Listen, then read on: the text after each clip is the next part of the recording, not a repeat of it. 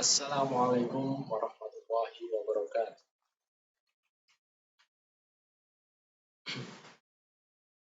Selamat pagi anak-anak. Semoga anak-anak selalu sehat ya. Oke, pada kesempatan hari ini kita berjumpa lagi tentunya di pelajaran prakarya dan masih bersama saya yaitu Pak Fadil ya. Untuk anak-anak yang belum tahu wajahnya siapa pengajarnya prakarya ya ini ya gurunya yaitu Ahmad Fadil atau biasa dipanggil dengan Pak Fadil. Oke, untuk anak-anak kelas 7 silahkan untuk tugasnya yaitu absen di e-learning ya. Kalau sudah absen di e-learning kemudian akan saya sampaikan materi pada pagi hari ini. Oke, jangan lupa untuk selalu subscribe ya dan like, kemudian share juga boleh ya. Kemudian untuk tugas ya, jangan sampai di skip video ini, silahkan disimak baik-baik, dilihat sampai selesai karena video ini berisi materi dan tugas-tugas yang diberikan oleh Pak Fadil pada kesempatan hari ini ya.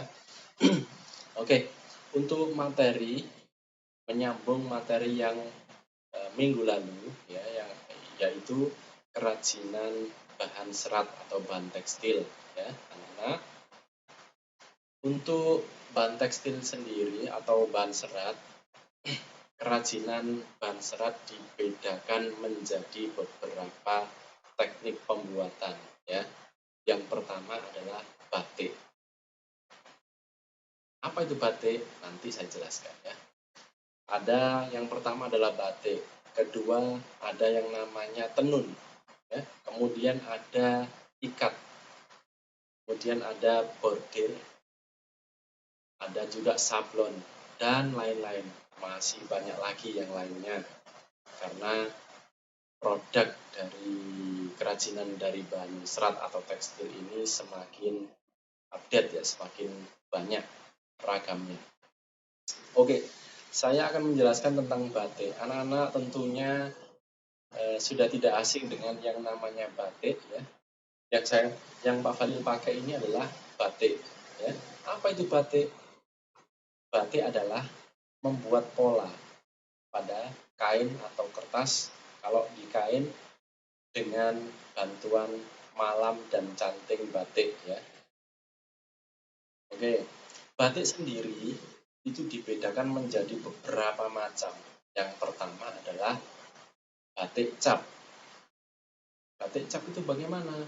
Batik cap adalah batik yang dibuat dengan menggunakan cap atau canting cap sebagai pembentuk polanya. Nah, itu adalah batik cap. Sekarang batik tulis, tentunya anak-anak sudah diajarkan pada SD ya, di sekolah dasar. Apa itu batik tulis? Batik tulis adalah batik yang dibuat dengan tangan secara manual dengan bantuan canting tulis dan juga alat. Oke, kemudian ada yang namanya batik ya, batik printing. Print berasal dari kata print.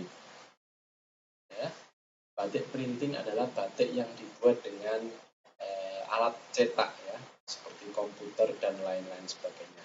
Ya, sehingga lebih canggih dibandingkan batik secara manual. Kemudian ada yang namanya batik celup ikat. Nah, batik celup ikat ini motifnya lain daripada batik-batik yang saya jelaskan tadi. Bedanya apa?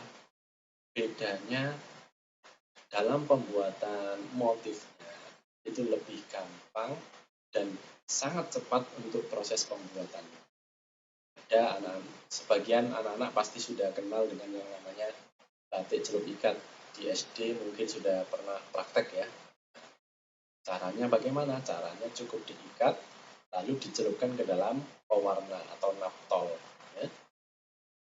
Kemudian untuk langkah-langkah membatik sendiri adalah Yang pertama adalah membuat pola. Membuat pola itu apa? Membuat pola, membuat rancangan atau bentuk motifnya. Nah, motifnya motif apa, Pak? Motifnya tentunya motif itu dibedakan menjadi beberapa macam. Yang pertama yaitu motif flora atau tumbuhan. Berarti motif yang pola dasarnya adalah bentuk tumbuhan yang nanti akan dikombinasikan dengan hiasan-hiasan garis-garis yang lain. Langkah yang kedua apa? Motif yang kedua adalah motif hewan atau binatang. Disebut dengan, kalau tadi flora berarti ini fauna. Motif fauna berarti motif yang bentuk dasarnya adalah dari hewan. Kemudian ada yang motif kotak-kotak, kemudian seperti huruf S, ya, seperti huruf V, itu adalah motif geometris. Motif geometris itu apa? Motif geometris adalah sebuah motif yang memiliki bentuk dasar, ya, geometris. Tahu geometris, ya? Yang memiliki ukuran tertentu. Contohnya motif tumpal, ada motif swastika, ada motif meander, dan lain-lain. Nah, motif tumpal itu seperti apa? Motif tumpal itu bentuknya seperti segitiga. Ada motif swastika, ya, motif yang motif bentuknya seperti huruf S yang terus bersambungan, itu namanya motif swastika, dan lain-lain. Banyak, ya, ada motif tumpal yang bentuknya seperti bentuk dasar kolang-kaling, yaitu bentuk elips, ya. Tentunya anak-anak pasti pernah menjumpai. Kalau tidak tahu, anak-anak bisa browsing di Google, ya, banyak sekali motif geometris. Kemudian yang berikutnya adalah motif figuratif. Motif figuratif adalah motif yang bentuk dasarnya menyerupai manusia. Nah, motif ini biasanya dipakai di daerah-daerah luar Jawa seperti Kalimantan Timur, kemudian Papua, ya, Maluku, dan masih ada daerah-daerah lainnya. Oke, anak-anak, materi hari ini hanya itu saja. Kita sambung di materi berikutnya untuk minggu depan, ya. Untuk tugas hari ini tentunya berhubungan dengan materi yang saya sampaikan tadi. Yang pertama tugasnya adalah yaitu membuat sketsa dasar, ya, sketsa batik, ya, sketsa batik yang diterapkan pada baju atau model baju. Nah, modelnya seperti apa, Pak? Berarti nanti anak-anak tugasnya menggambarnya di kertas gambar A3, kemudian jangan sampai lupa untuk memberi garis tepi 2 cm, dari atas 2 cm, kemudian dari bawah, samping kanan dan kiri juga 2 cm. Kemudian garis tepinya ditebali dengan ballpoint. Nah, kalau sudah siap dengan media gambarnya, lalu tugasnya anak-anak adalah menggambar baju, ya, menggambar baju dengan model yang anak-anak sukai, ya. Modelnya bebas. Untuk yang cewek berarti model bajunya juga harus cewek, ya. Untuk yang laki-laki bisa pakai lengan panjang atau lengan pendek, ya. Kemudian nanti diberi motif batik. Motif batiknya sesuai dengan keinginan, bebas, ya.